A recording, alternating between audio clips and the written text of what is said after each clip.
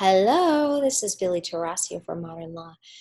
And today we're going to talk about something that's a little touchy of a subject, and that is religion and divorce. Many religions do not support divorce, and some religions, like mine, flat out forbid it. It's really interesting because many different people come into my office and they get a divorce, and they're from a lot of different religions. In the Muslim religion, a woman is divorced if her husband says, "I divorce you." She can't get a divorce on her own. In other religions, it's perfectly acceptable for people to get divorced.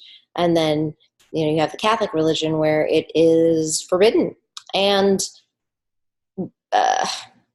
in some ways, it's really interesting because when you get married in the Catholic Church, it's like its own thing. It's like separate from your marriage at the courthouse.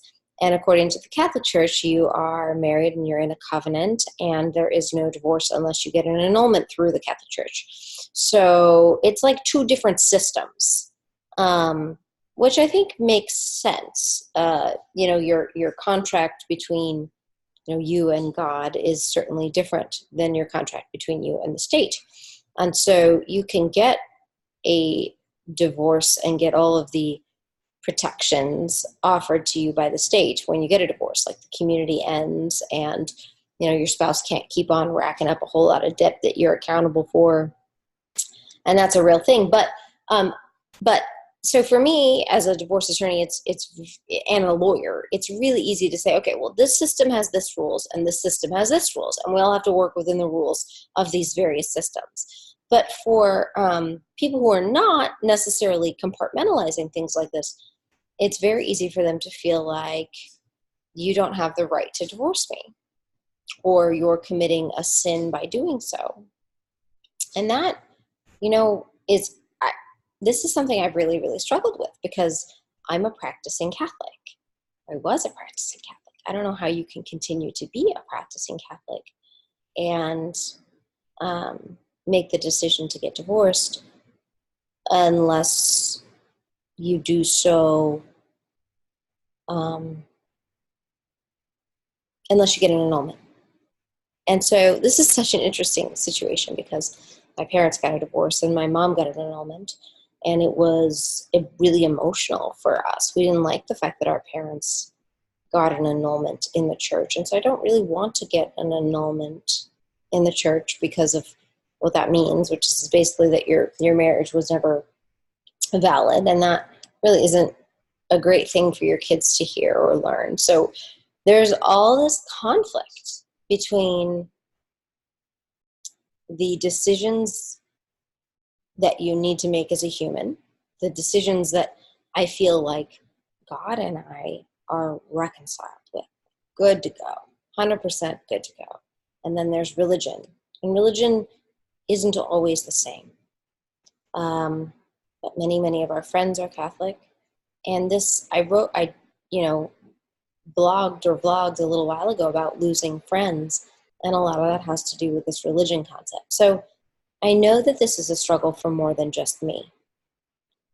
And it's not something that I've completely been able to reconcile. It's something that I have to live with because I could not stay married because of a religious rule.